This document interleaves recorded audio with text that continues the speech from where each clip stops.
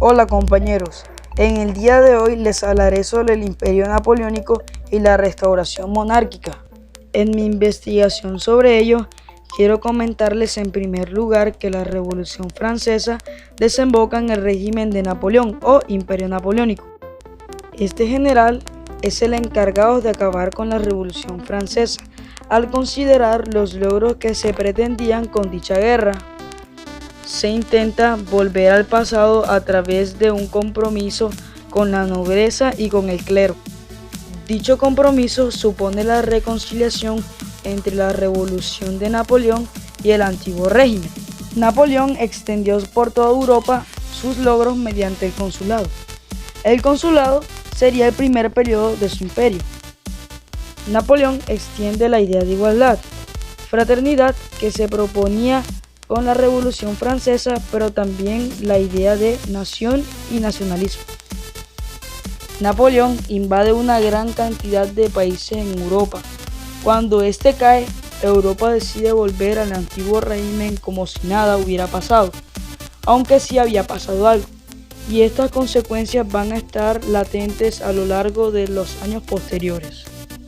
La idea de revolución prendió en todo el continente el temor de la restauración del poder absoluto del rey, aunque esto era algo que no se podía llevar a cabo porque una vez fraguado este conjunto de ideas revolucionarias es difícil volver a lo que se tenía. Por esta razón se produce dos nuevas revoluciones, en 1830 y 1848, que acentuaron en el régimen liberal y burgués. Como digo, el consulado que se da en 1709 y en 1804 es un periodo que va inmediatamente después de la Revolución Francesa. Napoleón, a través de un golpe de estado, se hace al poder e instaura el consulado, la forma de gobierno que está formado por 3 cónsules, uno de ellos es Napoleón. Tras un periodo de guerra en 1801, hay un periodo de paz en toda Francia, tras firmar la paz con Australia en el llamado Tratado de Lunéville. Consigue también que los países vecinos apoyen lo que Francia propone. Napoleón y el Papa Pío VII firmaron un acuerdo en el cual el Papa reconoció la expropiación de los bienes de la Iglesia. Es decir, que la Iglesia a través de este tratado cedió gran cantidad de posesiones y Napoleón será reconocido como el gobernante. A cambio de esto, Napoleón reconoce a la religión católica como la mayoritaria de los franceses y se comprometió a darle dinero al clero. En 1802, Napoleón es muy popular. Se ganó la fama de pacificador ya que se dio un periodo de paz después de una serie de guerras y consigue ser nombrado cónsul vitalicio con la posibilidad de designar un sucesor. La Constitución de 1800 es la que rige la vida política durante el consulado. En esta etapa se elaboró un código civil donde se habla de libertad, de la abolición del feudalismo. A continuación aparece el imperio que va de 1804 a 1815. Napoleón acapara el poder en 1804. Se acaba el consulado tras un referéndum. Napoleón asume el poder hasta que es derrotado en 1815. Vamos a ver una serie de etapas. Primero, de 1804 a 1806. Se produce la formación del imperio. Tras su coronación se redacta una nueva constitución que es la de 1804, en la que se concentran todos los poderes en una sola persona. Se produce una política exterior que es la de extender el poder de Francia. La paz durará poco e Inglaterra formará la llamada tercera colonización contra Francia. Se unen varios países y derrotan a la flota de españoles y franceses en la batalla de Trafalgar. Napoleón, al quedarse sin flota, busca expandirse hacia las tierras del este de Europa.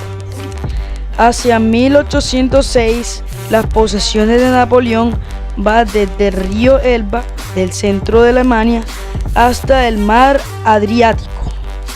Distribuye entre sus hermanos los tronos que habían en Europa, entre ellos José Bonaparte, que es el que se queda con el trono de España. Podemos decir que hay dos imperios de 1806 a 1809. Los éxitos de Napoleón hacen que se forme la cuarta coalición contra Francia, integrada por Rusia, Prusia e Inglaterra. Napoleón avanza hacia el este de Europa y alcanza importantes victorias. Hace alianza con el zar de Rusia y los dos van contra Inglaterra e intentan cerrar los puertos de Europa para asfixiar a Inglaterra en la parte comercial. Pero no consiguen aislar a Inglaterra porque los ingleses se dedicaban al contrabando. Los piratas saqueaban los barcos y flotas. Además, Inglaterra sigue comerciando con sus colonias que tiene por todo el mundo, entre ellas las que están en Estados Unidos. Para bloquear a Inglaterra, ataca a Portugal a través de España. De 1809 a 1814 se produce el Gran Imperio y la que llamaremos la Quinta Coalición, en la que Austria se une a Inglaterra, pero nuevamente es derrotada.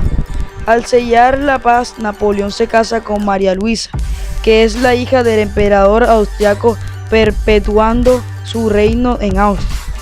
En 1811, el imperio francés es enorme. Posee una serie de territorios incorporados directamente a Francia, como por ejemplo Holanda, Bélgica, Piamonte, Italia, la costa de Croacia, funcionando como departamentos. También hay una serie de territorios controlados por Francia, pero que conservan ciertos grados de autonomía, pero sus gobiernos son designados por Napoleón. Entre ellos gran parte de Alemania, que es lo que se llama la Confederación de Rin, Suiza y Polonia. También está otros territorios que pertenecen a Francia, que son los territorios gobernados por un familiar de Napoleón, entre ellos España, donde estaba su hermano José Bonaparte, Nápoles, el Reino de Italia y el Reino de Westfalia en Alemania. Países aliados como Dinamarca, Rusia, Prusia, Austria y Noruega, pero a pesar de ser reinos poderosos, tuvo una serie de crisis. Rusia no estaba cómoda con el poderío de Napoleón. Napoleón decide invadirla en 1812. Esto es el principio del fin de Napoleón, porque el ejército de Napoleón llega hasta Moscú, pero encuentra todo desolado. El ejército de Rusia se encargó de que el ejército de Francia no tuviera donde abastecerse, y cuando llega el invierno, Napoleón tiene que retroceder debido al enorme frío que hace. Y el hostigamiento de Rusia hace que Napoleón pierda más de 400 hombres. Al otro lado del continente continúan las guerras de guerrillas, donde se presentaron un montón de bajas del ejército francés. Esto es aprovechado por Inglaterra, quien decide hacer un esfuerzo supremo y tomar la llamada Sexta Coalición, es decir, otra nueva unión entre países contra Francia. Napoleón reclutó un ejército, pero es derrotado en Leipzig en 1813, quien pasa el poder a Luis XVI, imponiéndose el antiguo régimen donde había un solo rey. Luis XVI es el que firma la paz. A continuación tenemos otro periodo que es llamado el Imperio de los 100 días, en 1815. Napoleón conserva el título de emperador, pero su imperio se reduce a la pequeña isla de Elba, en la costa de Italia, donde fue confinado por el vencedor de la batalla de Leipzig. Pero consigue escapar y vuelve a Francia, donde le quita el poder a Luis XVI y se proclama rey, con el apoyo del pueblo. Sin embargo, Inglaterra firma la Séptima Coalición y vence definitivamente a Napoleón en la batalla de Waterloo el 18 de junio de 1815, restaurándose en Francia el absolutismo con el rey Luis XVIII. Napoleón es recluido en la isla Santa Elena, donde finalmente fallece. Después de la caída del Imperio Napoleónico, todas las potencias imperialistas se unieron en Viena, Austria. La idea era restaurar el antiguo orden. Este proceso, que trata de acabar con las guerras, coincidió con el anhelo de la paz y tranquilidad de los pueblos europeos. Para esto, las potencias conformaron dos instancias. Primera instancia, el Congreso de Viena, conformado por Austria, Rusia, Prusia e Inglaterra, en el cual buscaban restaurar el antiguo régimen y anular las reformas de la Revolución. Para ello, el canciller Metternich inspiró los principales fundamentos del Congreso, los cuales eran principios de equilibrio, es decir, ninguna nación se impondría a otra. Principio de legitimidad, lo que significa restaurar el poder de los antiguos monarcas. El Congreso de Viena logró restablecer la paz en Europa durante medio siglo. Sin embargo, su gran error fue considerar solo los intereses monárquicos, olvidando que los sectores populares tenían conocimiento de los principios de la revolución, que eran la desigualdad, libertad y soberanía monárquica. Segunda instancia, la Santa Alianza, firmada por los monarcas de Rusia, Austria, Prusia, en los que reforzaban los principios del equilibrio y legitimidad, basados en la política de los mandamientos de amor, donde Jesucristo es el verdadero soberano y los monarcas son sus representantes para gobernar el pueblo.